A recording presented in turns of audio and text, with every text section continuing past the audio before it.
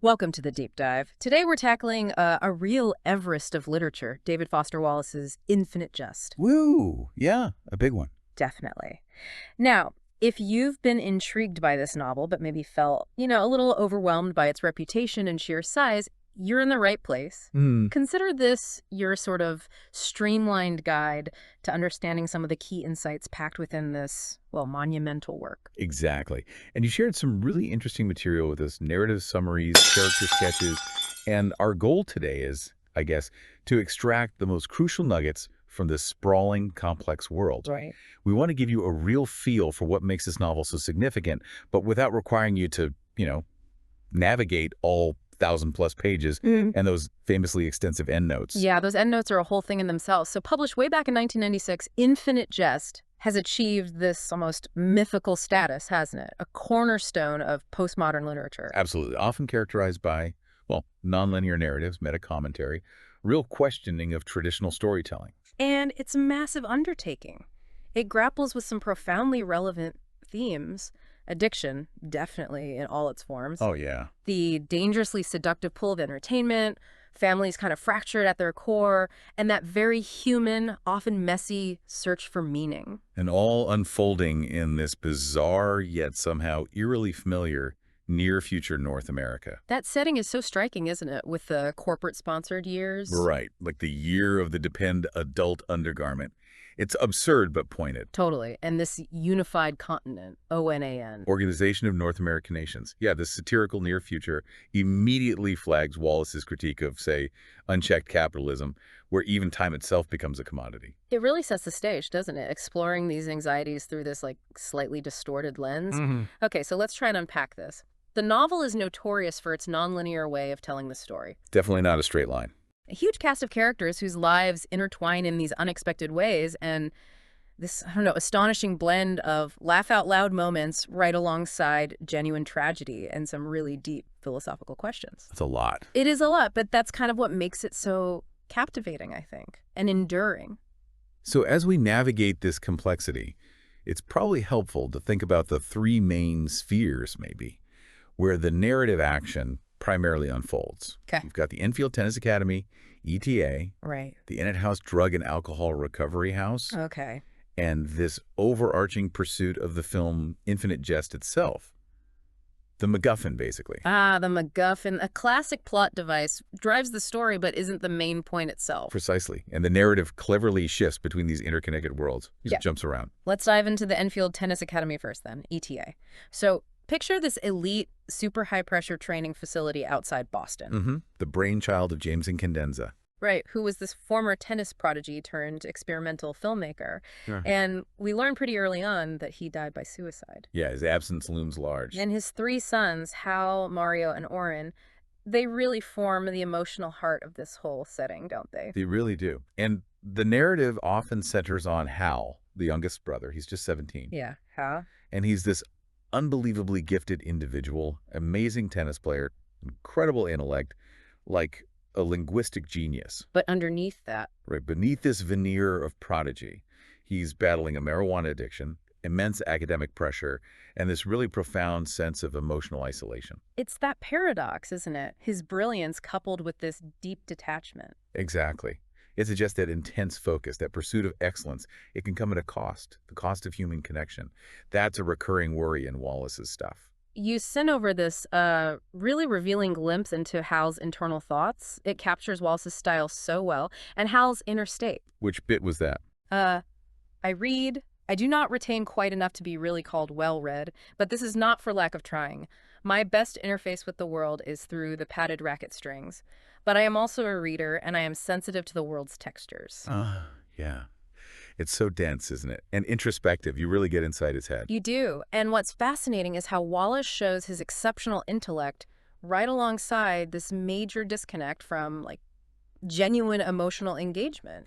He perceives everything with incredible sharpness, but it's like he's shielded from feeling it or connecting. Yeah. So the ETA sections really explore those intense pressures of competition, the relentless drive for perfection, and the potential emotional toll. And there are subplots too, right? Rivalries and even those Canadian separatists showing up. Yeah, hints of the wider geopolitical stuff start creeping in even there, plus the complex dynamics between the brothers themselves. Okay, and then there's Mario, the middle brother, physically different. Yes, physically deformed, but described as having this incredible emotional perceptiveness, almost like a moral compass in that chaotic ETA environment. And he's a filmmaker there, too. He is, yeah. Which feels pretty significant given how central film is to the whole novel. That's interesting. So he offers a contrast to Hal's intense intellectualism. Absolutely. He seems to grasp things more intuitively, emotionally, sees beyond the surface. And him documenting life at ETA through Adds film. another layer, right? To the novel's own commentary on media, storytelling, observation. It's very meta. Okay, so shifting gears completely now. Let's head over to Ennet House, the drug and alcohol recovery house. Right. A very different vibe from ETA. Definitely. Stands in stark contrast, doesn't it?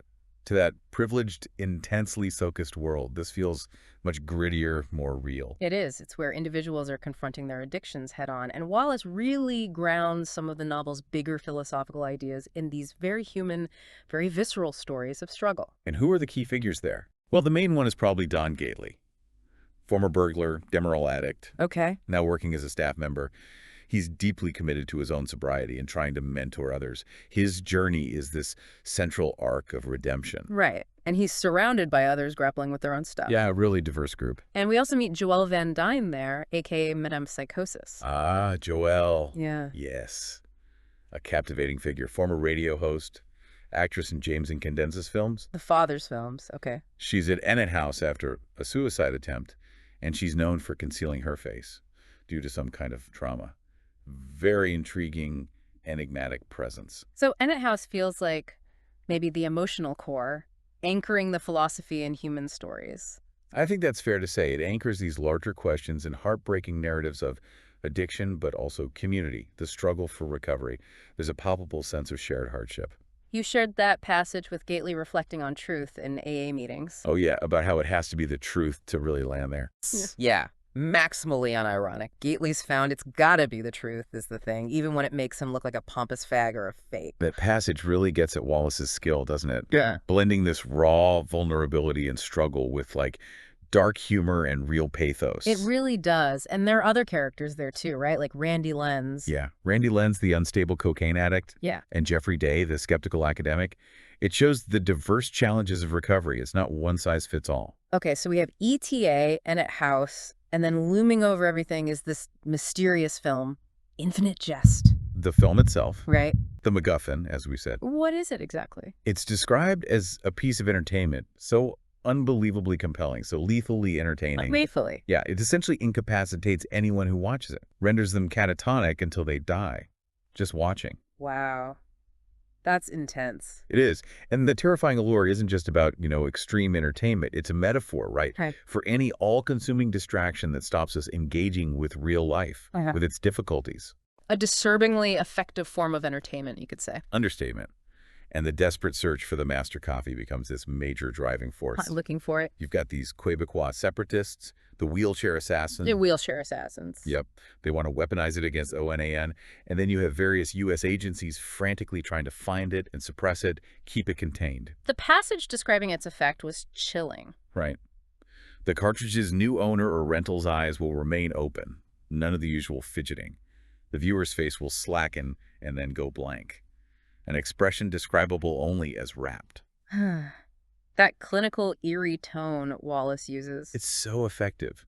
A potent commentary on our own relationship with entertainment, maybe. How easily we can get consumed. And this all plays out against this backdrop of satirical geopolitics, the great concavity. Exactly. This environmentally devastated toxic wasteland gifted to Canada by the U.S.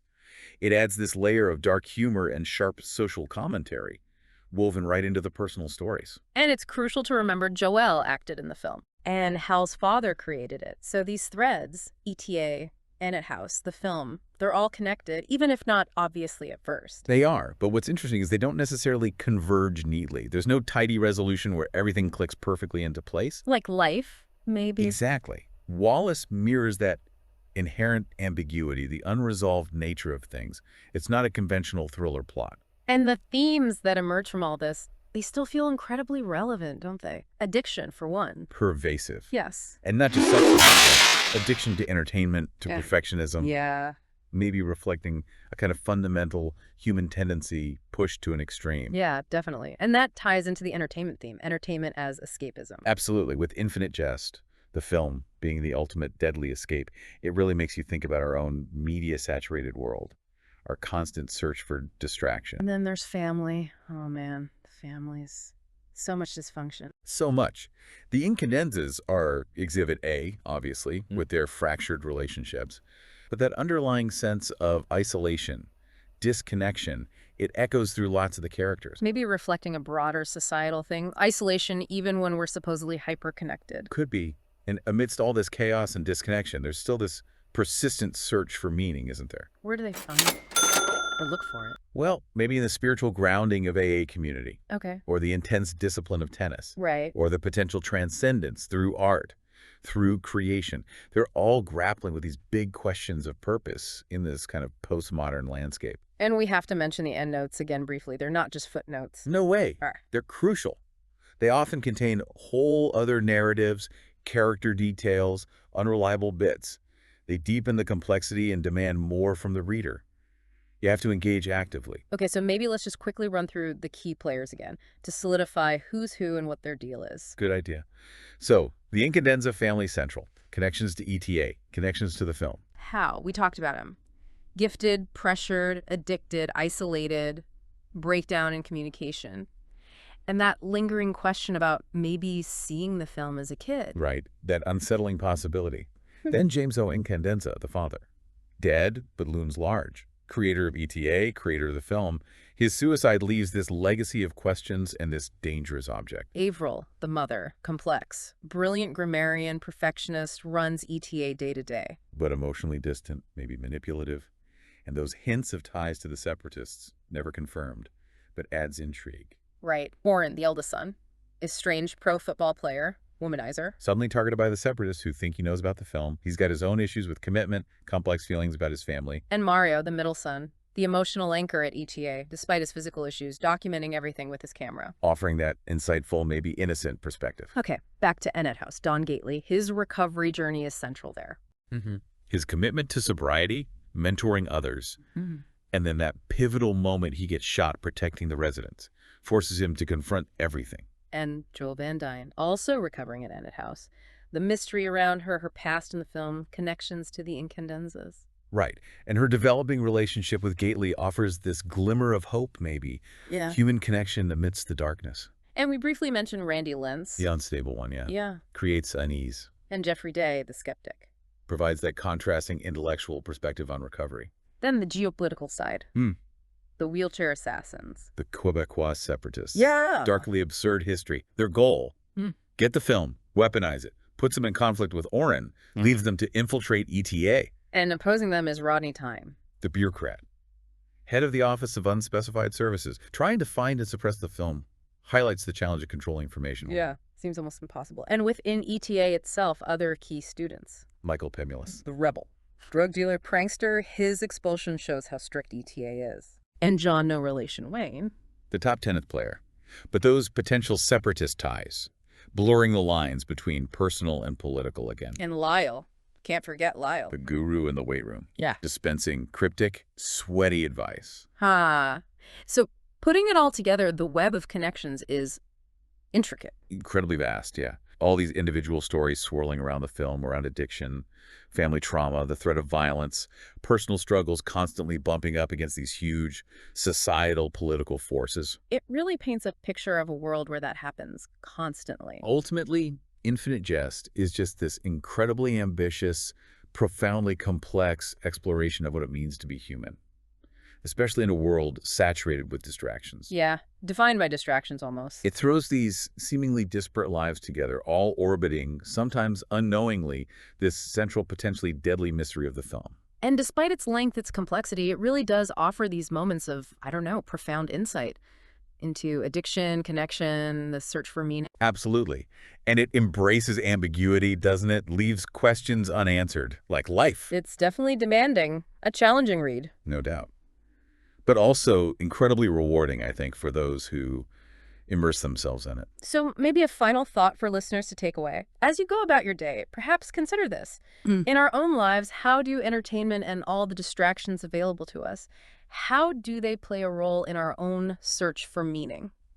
Good question. What kind of infinite jest, maybe less literal but potentially just as pervasive, might be subtly shaping our desires, our attention, Yeah. how we engage with the world? Yeah, definitely something worth pondering.